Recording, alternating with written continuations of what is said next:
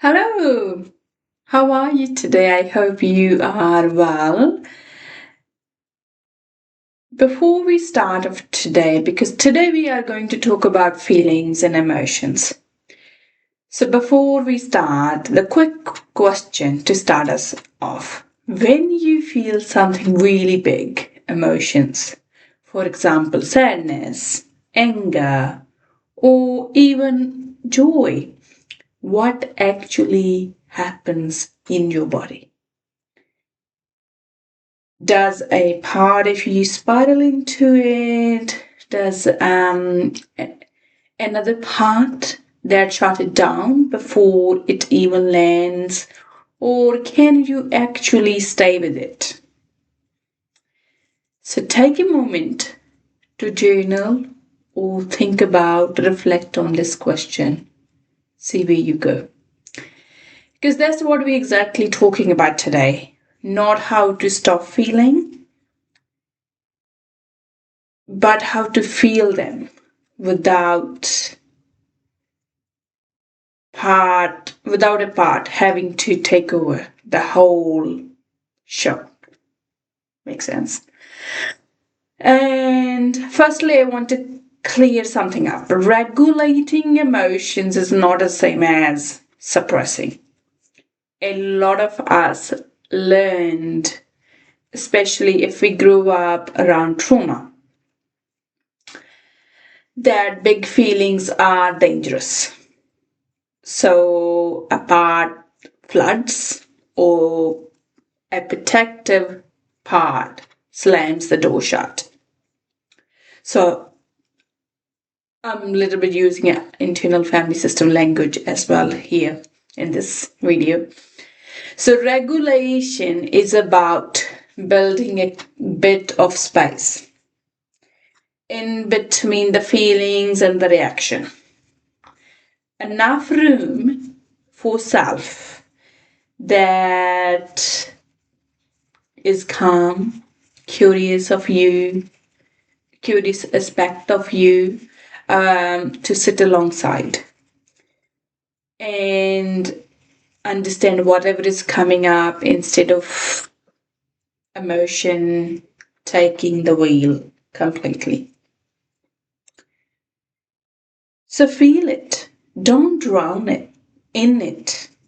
Don't shut it out. Let yourself stay in the room. Okay?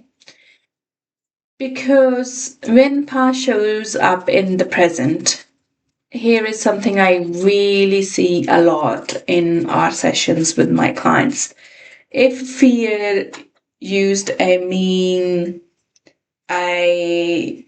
danger language, right? If fear used to mean and real danger for you, then even a small flicker of fear can pull you straight back into that old terror, right? And often as young, it's an aspect of you that has been carrying the old original fear with a aspect within an emotion, or you can say protective part of you that is jumping in fast to try to shut it down.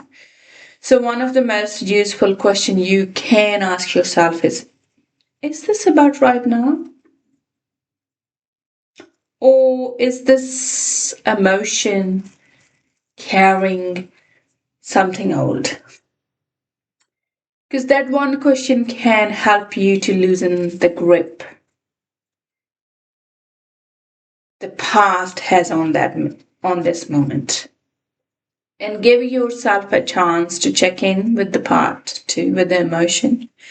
And when emotion feels like too much, to sit with it, then know that you can always come back to it and try walking through it deliberately, almost like self when you are calm, when you are in that space of curiosity and compassion, then you can sit down with the part of you that has been carrying it, right? So, coming back to it, making it a practice, making it time for it to sit with it, getting in touch with it, enough to notice it without going fully under or into it, right? And bring curiosity. The more curious you become about your emotions, you will see the feelings underneath of it. You will understand. And then tracing it back. Where did that actually start? Sometimes it's much younger part holding something old, right? And becoming aware of that will help you to find some closure, you know. And then you can ask a question, what would be helpful in this moment? What would help this part to relax? And you can also write a letter to your younger self, writing emotions and experience, anything that feels comfortable to you. You don't have to do this alone. You can do it with someone that support you and you can be vulnerable with, or you can do it with your therapist. So don't have to do this with every feelings as well, right? Every day, right? So make a time perhaps once a week to come back to do feelings and emotions. Because a lot of us have parts that have strong opinions, and they have strong opinions about which feelings are allowed. And those opinions often are formed by something that happened in the past or by people in our life. And some emotions are welcome. We allow them, but we also want to get rid of them at the same time. And some emotions are too big that they cannot be tolerated. Right? So we guard ourselves by those from those emotions. And when we constantly guarding ourselves from those emotions, protecting ourselves, this is a part of you that is actually working really, really hard to manage, to protect you from feeling those emotions, because those emotions are big. And those are the parts of you that learned early on in your life that emotions are not safe, right? The feelings wasn't safe. And I want to say this. There are no bad parts, there are no bad emotions. Every one of them is doing an old job the best way it knows how. Underneath the guarding, it's really the emotion itself we are afraid of. It's actually the feelings that if someone sees that, then what? It's the fear of vulnerability, fear of rejection, fear of getting hurt. So it's actually rarely the emotion, it's the underlying belief, the punishment of being left alone. And expressing feelings in a way that feels safe. That's why doing it with someone is important.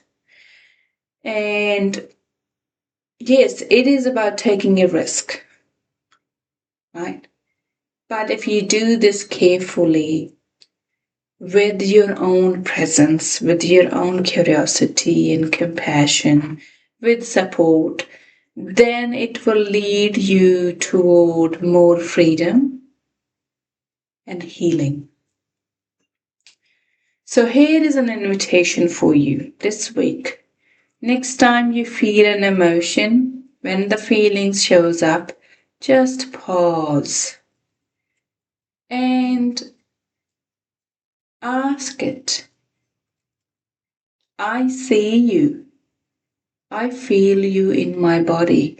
And perhaps if you want to go further, put your hand on your chest, on your belly, and just send some warmth, some tenderness, some openness to this emotion that is showing up.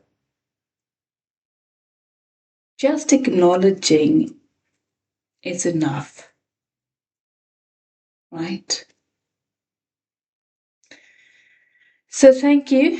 Take care of yourself out there. I will see you in the next one.